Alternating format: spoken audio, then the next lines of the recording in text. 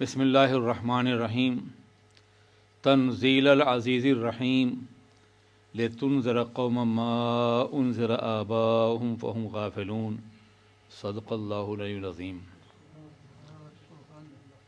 اللہ ارشاد فرماتا ہے کہ یہ قرآن حکیم غالب اور رحم فرمانے والے پروردگار کا نازل کیا ہوا ہے۔ یہ انسانی کلام نہیں ہے، ربانی کلام ہے۔ یہ الزام غلط ہے کہ پروردگار عالم کے محبوب سرور کائنات محمد الرسول اللہ صلی اللہ علیہ وسلم قرآن عظیم کو اپنی طرف سے گڑھ لیتے ہیں۔ یہ کافر بار بار کہا کرتے تھے۔ اس کے جواب میں قرآن عظیم فرما رہا ہے کہ یہ غالب اور رحم فرمانے والے پروردگار کا کلام ہے۔ قرآن عظیم نے چیلنج فرمایا تھا کہ تم صاحب زبان ہو، اپنی فصاحت و بلاغت بڑا ناز ہے تم کو، اگر قرآن پیغمبر کا بنائے ہو تم بھی بنا لو۔ پہلے فرمایا چند صورتیں بنا لو، چند آیتیں ہی بنا لو، لیکن 1400 سال سے لے کے آج تک یہ چیلنج پوری کافر دنیا کے لیے ہے کہ نہ اس زمانے میں کوئی بنا سکا اور نہ آج بنا سکتا ہے۔ اللہ کے کلام میں اور بندوں کے کلام میں یہ فرق ہے کہ بندوں کا جواب تو ہو سکتا ہے مگر کلام الہی کا جواب نہیں ہو سکتا۔ کلام الہی تو اللہ کی صفت ہے، اللہ کی ذات کے ساتھ ہے۔ جو چیزیں اللہ نے پیدا کی ہیں اس کا جواب نہیں ہو سکتا۔ تم ہزاروں بڑی بڑی چیزیں بنا لیتے ہو کہ ایک نے بنایا جہاز تم نے ہی بنا لیا، ایک ملک بنایا ایٹم بم تم نے بنا لیا، لیکن مکھی اور مچھر جیسی مخلوق بھی تم پیدا نہیں کر سکتے، اللہ نے پیدا کیا۔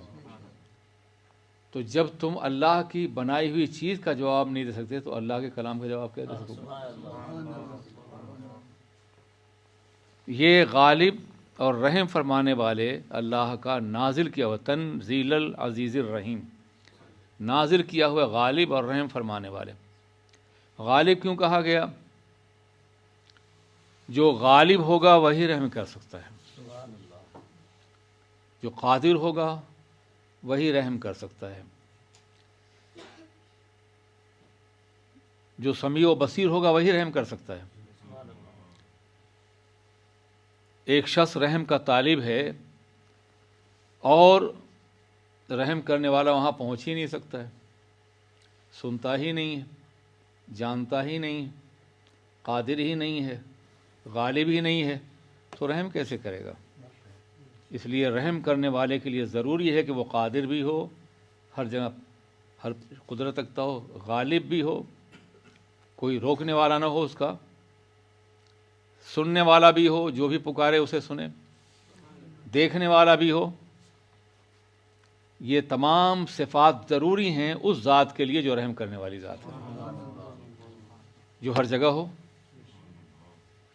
تو اللہ تبارک و تعالیٰ کی یہ کلام نازل کیا ہو اس اللہ کا کلام ہے جو عزیز بھی ہے اور غالب بھی ہے، عزیز بھی ہے اور رحیم بھی ہے۔ غالب ہے وہ، چاہے تو اپنے بندوں کو سزا دے،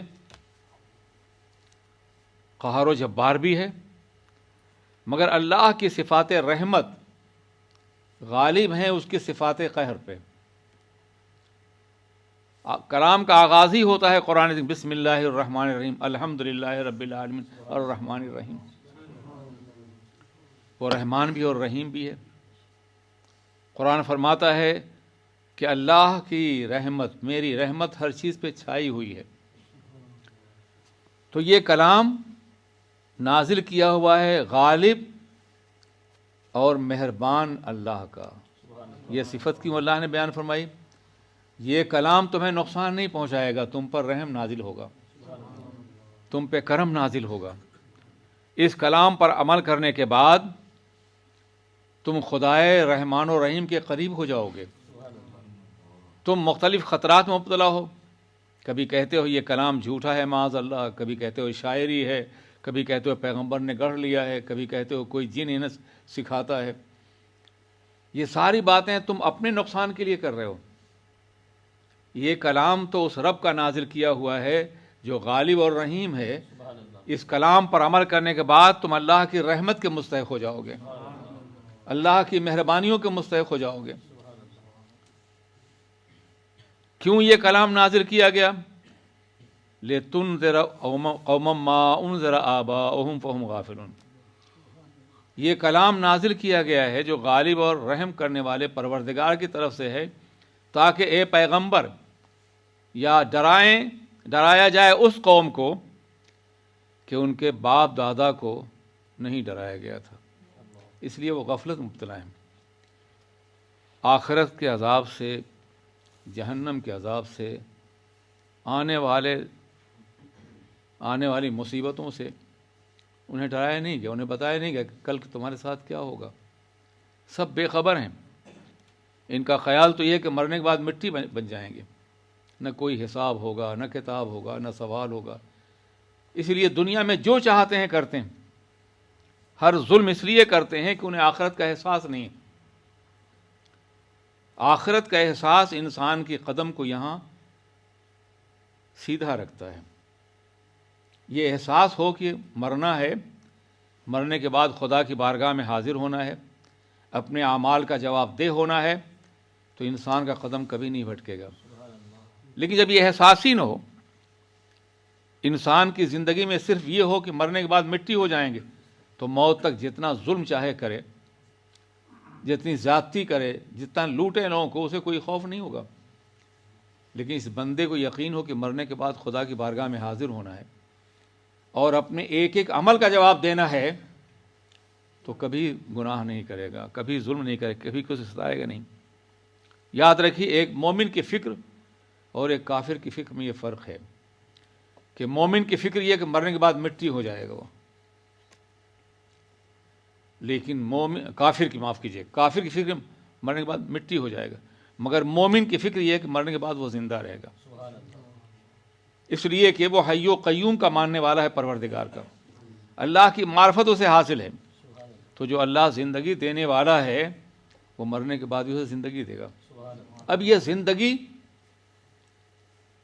آرام کی ہو یا تکلیف کی ہو، گناہ گار ہے انسان تو جہنم میں جائے گا اگر معاف نہ کیا گیا تو، نیکوکار ہے انسان جنت میں جائے گا۔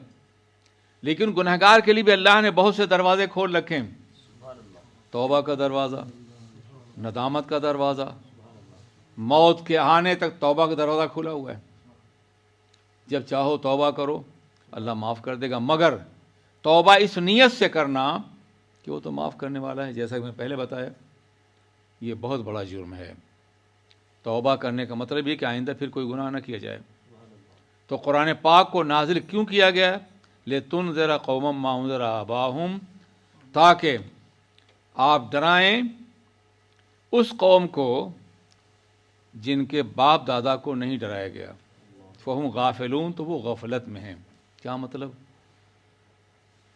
اگر آپ انبیاء کی تاریخ کا جائزہ لیں تو جناب ابراہیم علیہ السلام کے بعد پے در پے انبیاء کرام بنو اسرائیل میں آتے رہے، بیت المقدس میں آتے رہے، اور وہاں لوگوں کو ڈرایا جاتا رہا۔ اور یہ اور بات ہے کہ اس کے بعد ہی بغاوتیں وہاں زیادہ ہوئیں۔ ابراہیم علیہ السلام کے بعد سرور کائنات تک حجاز مقدس میں کوئی ڈرانے والا نہیں آیا، کوئی پیغمبر نہیں آیا۔ کئی ہزار سال تک، تقریباً 5000 سال تک عرب کی اس سرزمین پر جہاں سرکار جلوگر ہوئے ہیں، کوئی پیغمبر جلوگر نہیں ہوا۔ اتنے طویل زمانے تک غفلت میں پڑے رہنے کی وجہ سے یہ لوگ مسلسل طور پہ گناہ کر رہے ہیں، یہ غافل ہیں۔ اس لیے قرآن نازل کیا گیا، پیغمبر کو بھیجا گیا، تاکہ ابراہیم علیہ السلام کے حوالے سے جو قوم جانی جاتی ہے وہ جناب ابراہیم کے دین پر عمل بھی کرے، مسلک پر عمل بھی کرے، اس شریعت پہ جو جناب ابراہیم علیہ السلام لے کے آئے تھے۔ سرور کائنات محمد الرسول اللہ کی شریعت مطہرہ تجدید ہے، جناب ابراہیم کی شریعت کی۔ اسی لیے جب پوچھا گیا تھا یا رسول اللہ یہ قربانیاں کیا ہیں، تو فرمایا سنت ابیکم ابراہیم، تمہارے باپ ابراہیم کی سنت ہے۔ اور انبیاء کرام بھی تو ہیں، لیکن ہمیں نماز میں جناب ابراہیم علیہ السلام کا تذکرہ ہم کیوں ملتا ہے، درود میں ہم ان کا نام کیوں لیتے ہیں؟ تاکہ یہ معلوم ہو جائے کہ ہم سنت ابراہیمی پر ہیں۔ تو اس اعتبار سے کہ کئی سو سال تک نہیں، کئی ہزار سال تک ان کو ڈرایا نہیں گیا، انہوں نے بتوں کو پوجنا شروع کر دیا۔ کعبہ جو اللہ کے بعد کے لیے تھا، وہاں بت کا شرک کا مرکز بنا دیا گیا۔ کعبہ مقدسہ کا یہ ننگا طواف کرنے لگے، لوگوں پہ ظلم کرنے لگے، زیادتی کرنے لگے، لوگوں کو ستانے لگے، عیاشی کے ہزاروں راستے کھول دیے انہوں نے۔ یہ ساری برائیاں اس لیے پیدا ہوئیں کہ ان میں کوئی ڈرانے والا نہیں تھا، یہ غفلت مبتلا تھے۔ تو اے پیغمبر، ہم نے قرآن پاک کو نازل کیا، آپ کو صراط مستقیم کا ہادی بنایا، آپ پر رحم کرنے والا قرآن نازل کیا تاکہ آپ اس قوم کو ڈرائیں جن کے باپ دادا کو اب تک ڈرایا نہیں گئے۔ فہم غافلون، اس لیے یہ غفلت میں پڑے ہوئے۔ غفلت بہت بڑا جرم ہے۔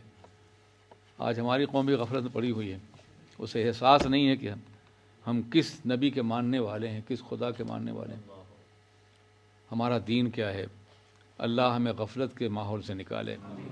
ربنا تقبل منا انک انت السمیع العلیم وتب علینا انک انت التواب الرحیم۔